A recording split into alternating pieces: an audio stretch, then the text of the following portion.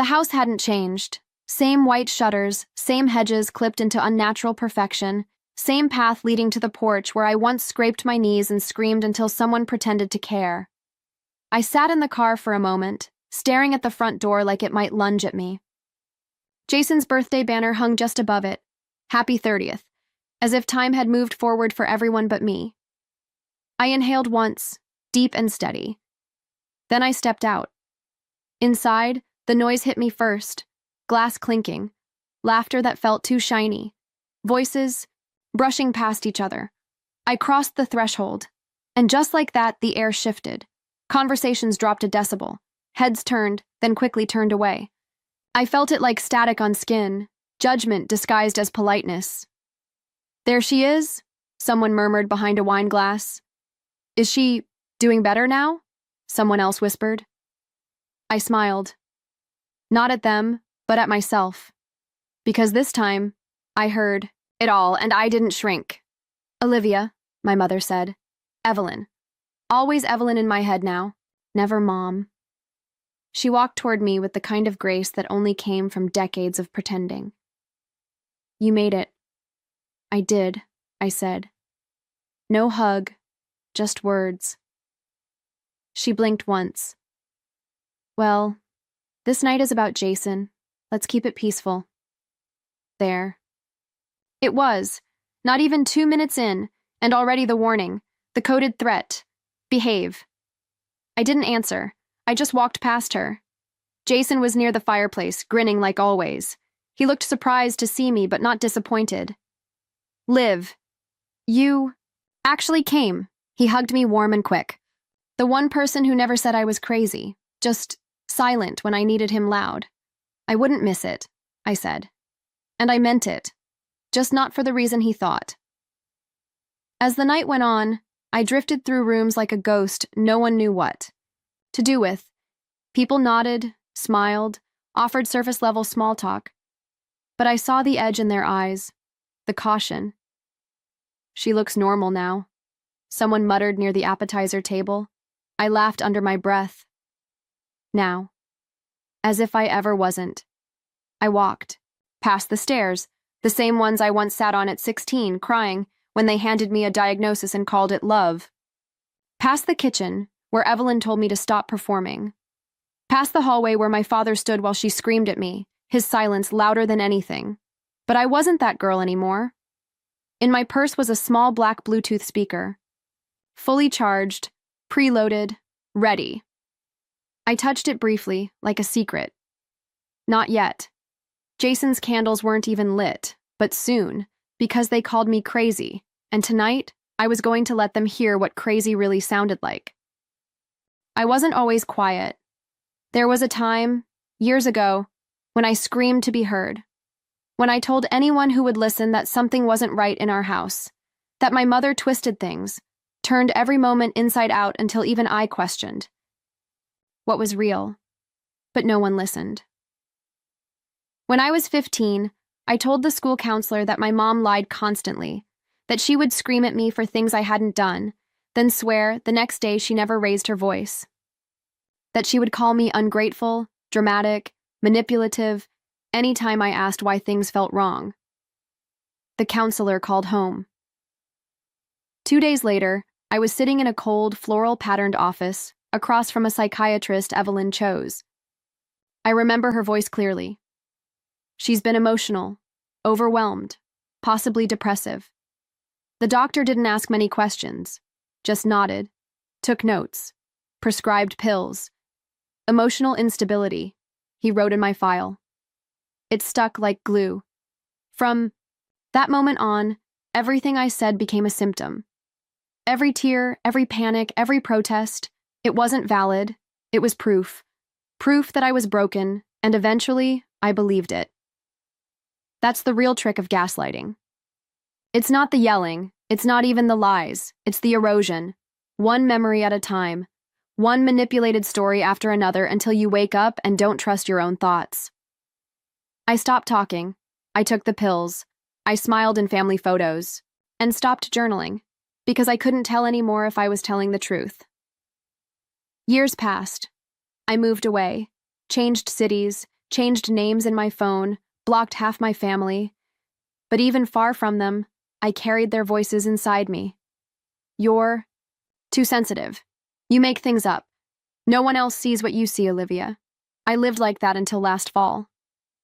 Until the therapist I'd been seeing, a calm, soft-voiced woman named Dana, asked a simple question.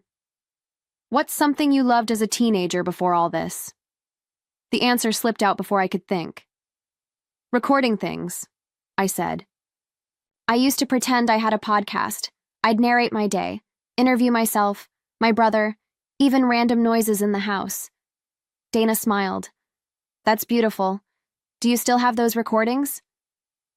My breath caught. I hadn't thought about those tapes in years. I remembered carrying a little black recorder everywhere, sneaking it into my pocket, clicking it on when Mom started ranting, when Dad stayed quiet. I told myself it was for fun. But now, looking back, maybe I knew. Even then. That night, I tore through boxes in my apartment. Nothing. 2 weeks later, I called Evelyn, said I needed to stop by and get some old things from the attic. Try not to dig up the past, she said flatly, but I was already holding the shovel, and when I found that little recorder, dusty, dented, but intact, I held it like a time capsule. I brought it home, replaced the batteries, pressed play. The voice that came through was mine, young, nervous, hesitant, and then hers. Tell her it didn't happen. She'll believe it if we're all consistent. I dropped the recorder. My heart nearly stopped.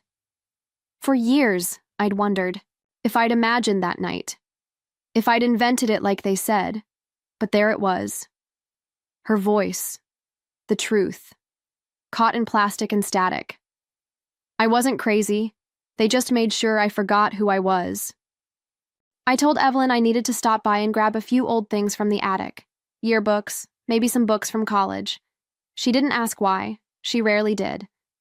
Just waved me off with her usual disinterest, muttering something like, just don't. Leave a mess.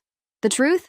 I didn't care about the books. I was looking for one thing. Something I hadn't seen since I was 15, but couldn't stop thinking about since my therapy session with Dana. The attic door groaned when I pulled it down. Same old metal ladder, same faint smell of cedar and dust. I climbed slowly, each step feeling like I was walking backward through time. Up there, everything was frozen.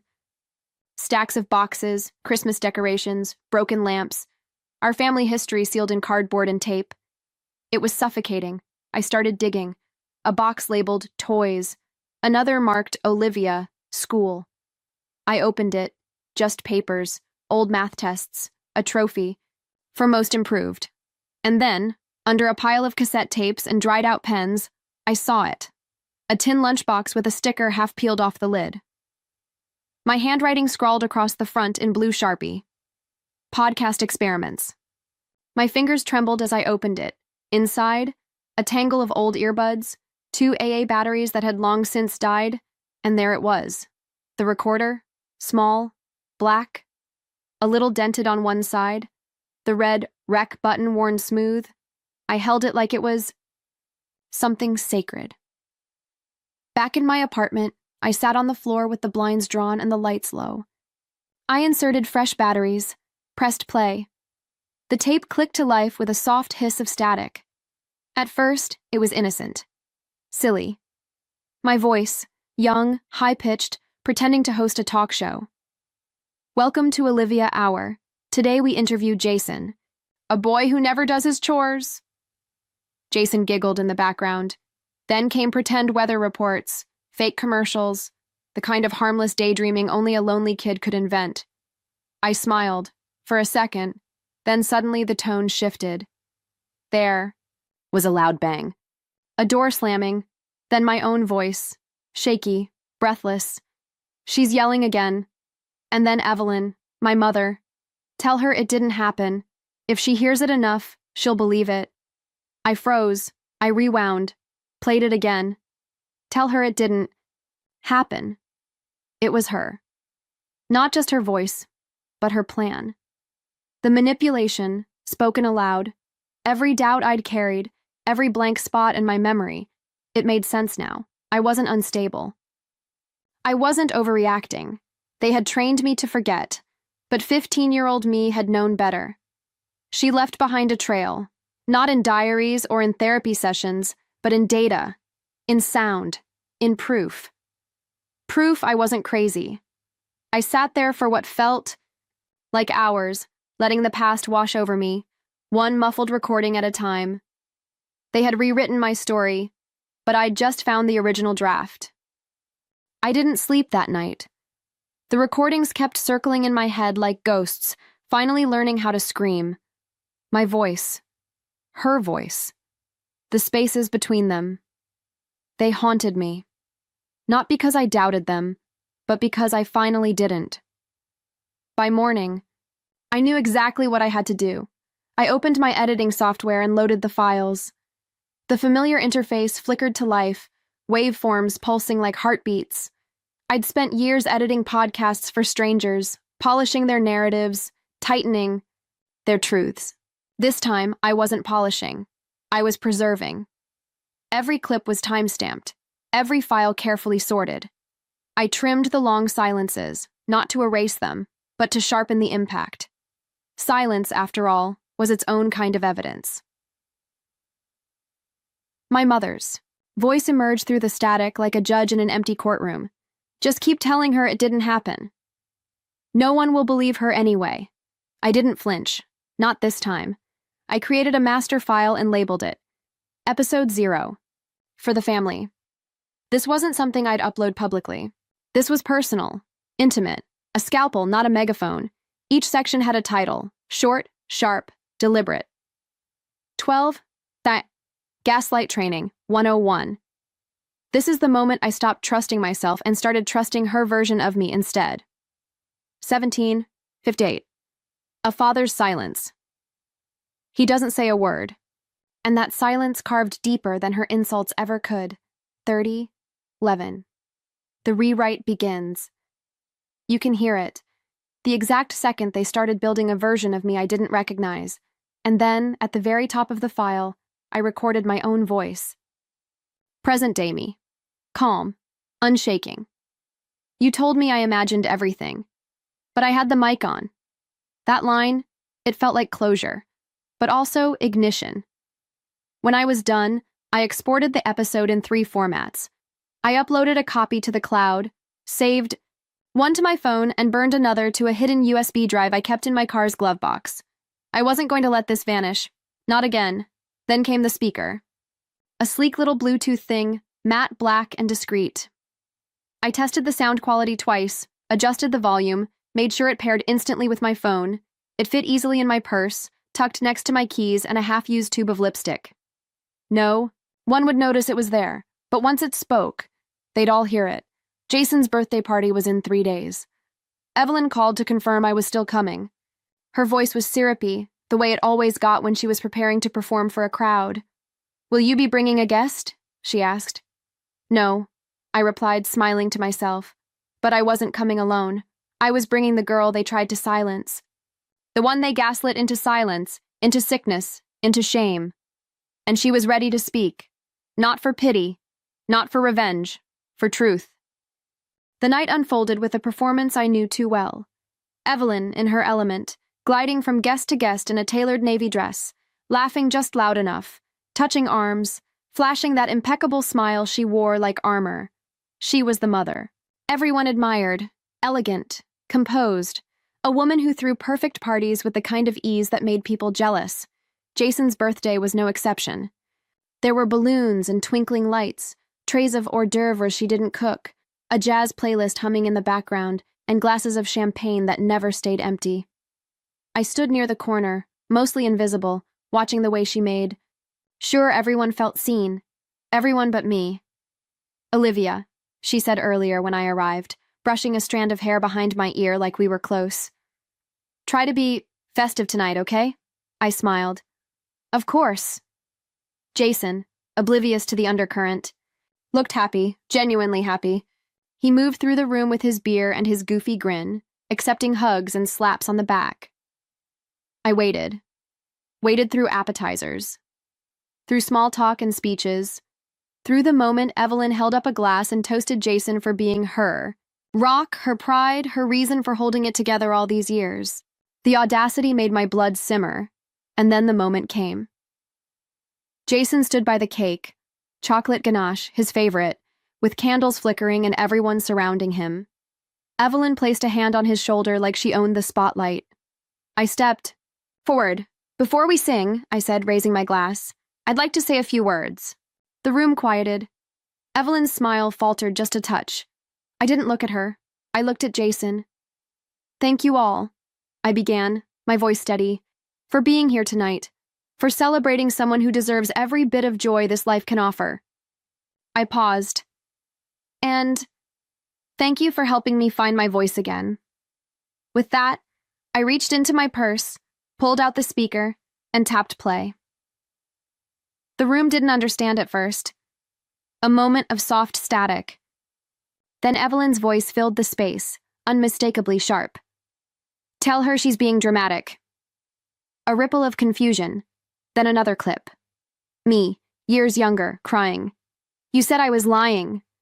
Her reply, "Then stop lying." A collective inhale swept through the crowd. I scanned the room. Some eyes widened. Others darted to Evelyn, who stood frozen beside Jason, her face slowly draining of color. Jason turned toward me, lips parted. "Wait, that happened." More clips followed, words they'd all forgotten, moments they thought were buried. Evelyn's tone, her cold precision, her patterns, laid bare like audio fingerprints. Evelyn lunged forward, hand outstretched.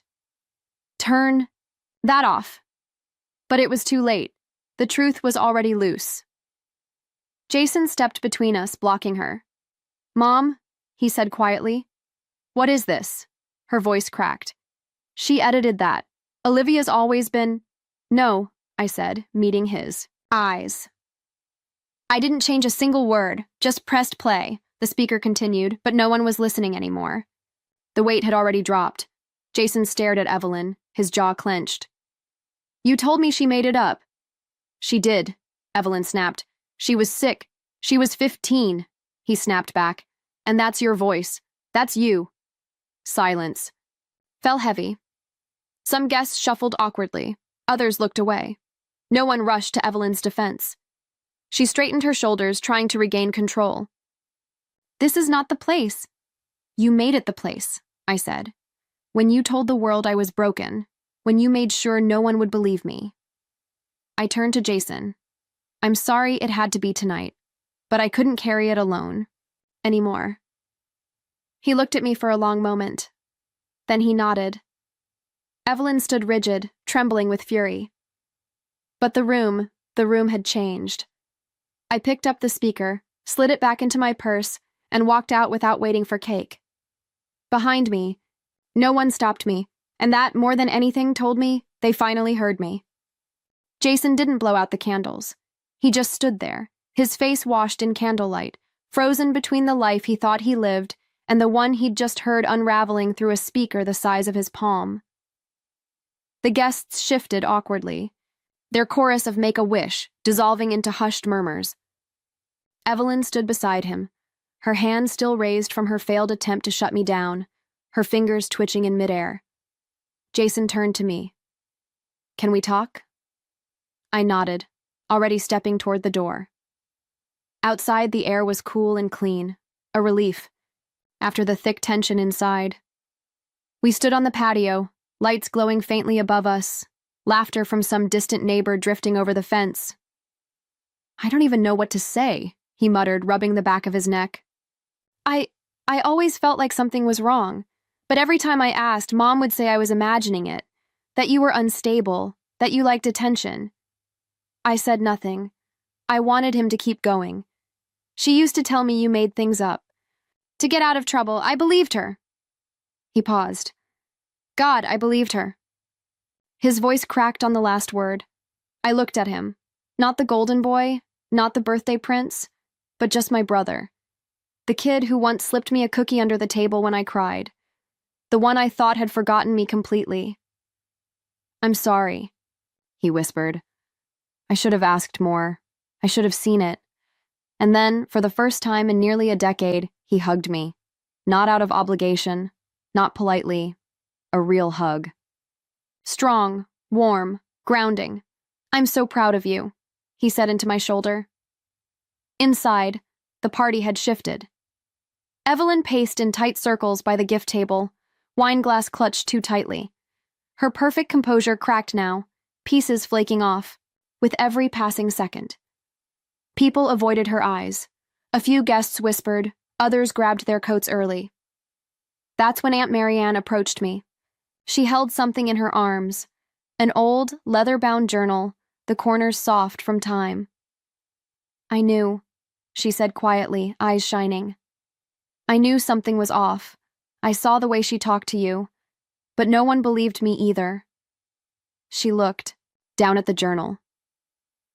"So I wrote everything. Every time I saw it, every time I stayed silent." She handed it to me. "I should have spoken sooner, but I didn't. Until you did." I took it gently, my hands shaking more now than they had when I pressed play. From inside, I could still see Evelyn pacing, lips moving, but no one listening. Graham, my father, stood near the back wall, arms crossed, silent. But this time, his silence didn't protect her. For once, silence had chosen me. I didn't stay for the cake. While the others shifted uncomfortably around melting candles and untouched wine glasses, I picked up my purse, gave Jason one last nod, and walked out the front door. No one stopped me. No one asked where I was going or why I was leaving early. And that silence, so heavy for so long, felt like freedom now. Back home, I kicked off my shoes, sat at my desk, and opened my laptop. My fingers hovered over the keys for just a moment before I clicked record. This time, it wasn't a private archive. This time, I wasn't hiding. I titled the episode, Episode 1, They Said I Was Crazy, but I recorded the truth. It started exactly where it needed to.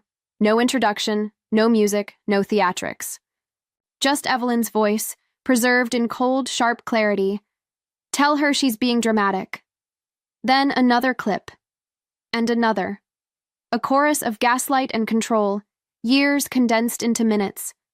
But the last voice they heard, the one that would stay with them, was mine. They told me I was unstable, that I made things up, that I was broken. But I was never broken. I was erased, rewritten, and blamed for forgetting the story they tore apart. I thought I lost my mind. But what I really lost was their version of me, and I'm never taking it back. I hit publish, not to go viral, not to burn bridges, to plant a flag in the soil of my own memory, to say, I was here, I remember, and this time I believe myself. The room was quiet. No clinking glasses, no forced toasts, no eyes watching for signs of instability. Just me, whole. Aita slipped on a sweater, stepped outside. The street was empty. Autumn leaves chased each other down the sidewalk in gentle spirals. The air smelled like wood and wind and something softer I hadn't felt in years. Peace. For the first time in a long time, I smiled. Not for someone else's approval, not as armor, but because it was mine, my story, my voice. And this time, I was the one holding the mic.